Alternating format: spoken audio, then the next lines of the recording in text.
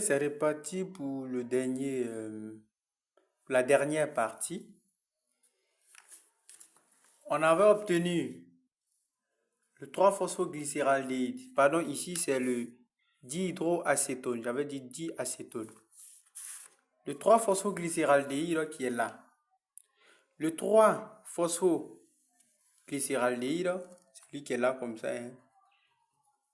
Voilà, le 3-phosphoglycéraldéhyde, l'enzyme qui va catalyser cette réaction, c'est le 3-phosphodéshydrogénase. Donc, 3-phosphoglycéraldéhyde, pardon.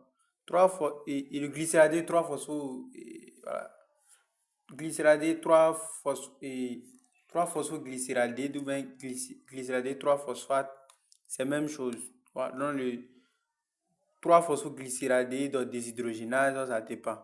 C'est lui qui va catalyser cette réaction. Il va catalyser cette réaction. Et quand il catalyse cette réaction, et il y aura aussi le phosphate qui va intervenir. C'est bon? C'est le phosphate qui est là. HPO4 2-.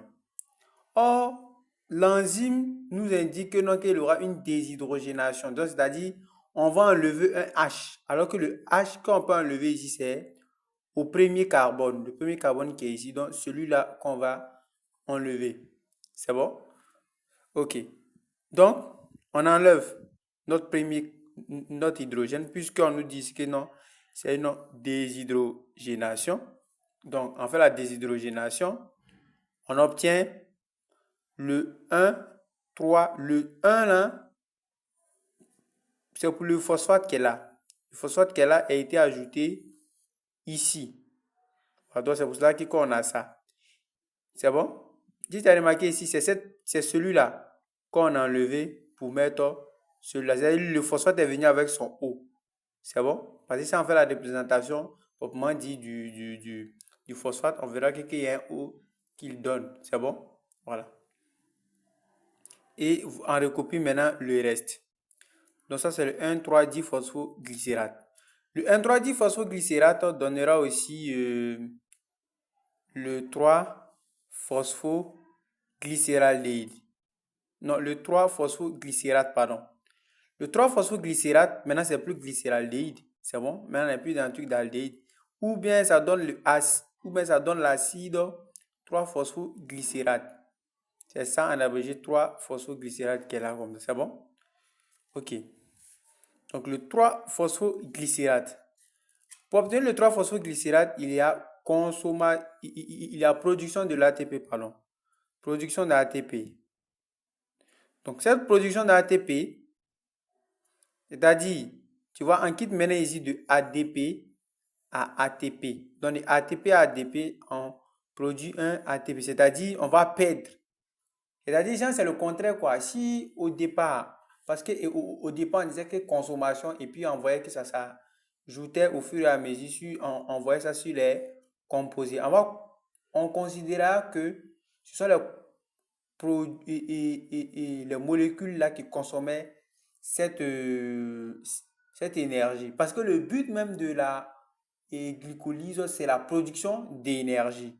Maintenant, cette consommation, on va supposer que non, que ce sont les molécules qui consomment ces ATP au début, là, à la première étape. Donc, ici, à la deuxième étape, il y aura production. Cette production, donc, quand on dit de ATP à ADP, production, c'est-à-dire, genre, on va enlever maintenant dans la main des produits. C'est-à-dire, les produits maintenant n'auront plus de ATP, de phosphate. Donc, on remarque ici que le phosphate qui était ici, il est parti. Tu vois? C'est devenu COO-. Donc, quand le phosphate part, ça devient COO-, mais il y a aussi un truc qu'on n'a pas ajouté, le PI. Voilà, un truc de phosphate inorganique qui va venir ajouter encore. Non, pas le phosphate inorganique, il aura un truc comme ça. H, c'est un composé invisible, HOH, qui vient s'ajouter et qui forme le HOH, qui vient s'ajouter et qui forme le COH, mais c'est pas marqué, c'est bon? Donc ça donne le 3-phosphoglycérate. C'est-à-dire ici seulement quand on enlève le phosphate, tu peux retenir que quand on enlève le phosphate, il y a un COO- qui se prépare. Donc c'est pour ça qu'ici on a dit acide 3-glycéraldéhyde. Après la formation de 3-phosphoglycéraldéhyde, maintenant, c'est la conversion du 3-phosphoglycéraldéhyde en phosphoénol pyruvate. C'est bon? Phosphoénol pyruvate. J'ai nommé le PEP. Tu vois, en abrégé, ça fait PEP. Phosphoénol pyruvate. Donc, c'est le 3-phosphoglycérate qui est là, ou bien acide 3-phosphoglycérique. C'est bon? Le 3-phosphoglycérique, et l'enzyme aussi qui va catalyser cette réaction, c'est la phosphoglycérate mutase. C'est-à-dire, il y a une mutation du phosphate. Si tu as bien remarqué ici, j'ai fait que quoi? Le phosphate en position 3 montre, c'est une mutation, si on veut le dire. Genre comme si, par exemple, voilà, c'est une mutation en fait. Donc ici, il mute pour venir en haut et celui d'en haut vient en bas. Tu vois, non? Voilà, lui, il va en haut, l'autre vient en bas. Donc, on obtient ce composé-là, qui est le 2-phospho. Pourquoi 2? Parce que le phosphate en position 2 donne 2-phospho.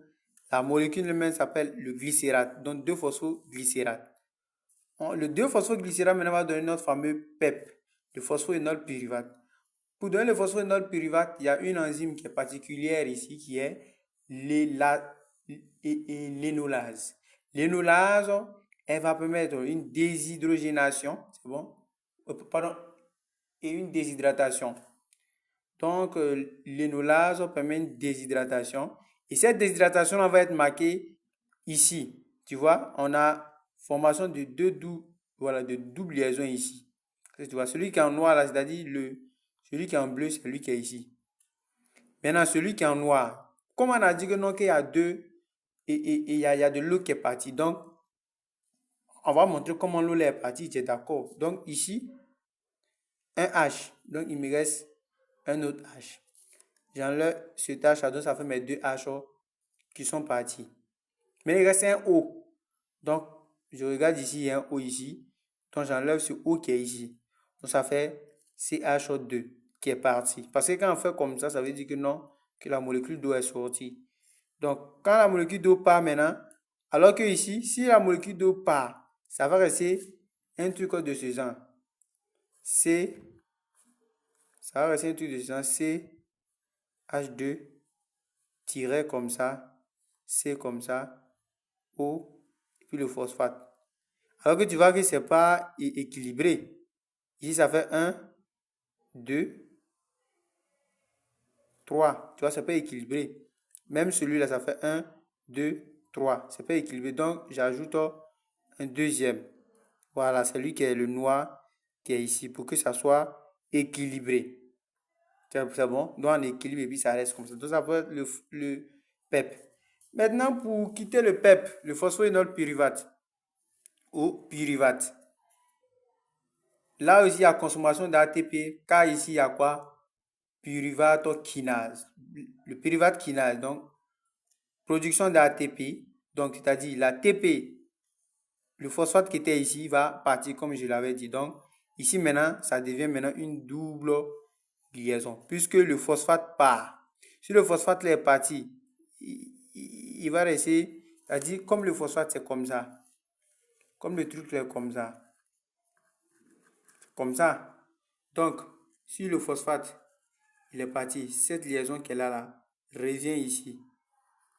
Voilà, cette liaison qui est là, elle revient ici. Tu vois, elle revient ici. Donc, ça forme la double liaison qui est ici. Tu vois, il y a cette double liaison. Alors que, il y a une double liaison aussi qui est de ce côté. Parce que si on laisse ça compléter à double liaison comme ça encore, CHO.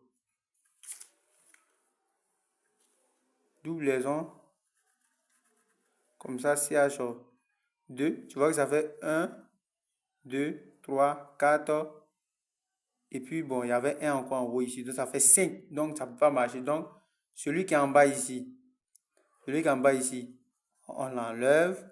C'est bon? Donc, quand on l'enlève, il va rester CH2. Or, CH2, ce n'est pas saturé. Je mets un autre hydrogène.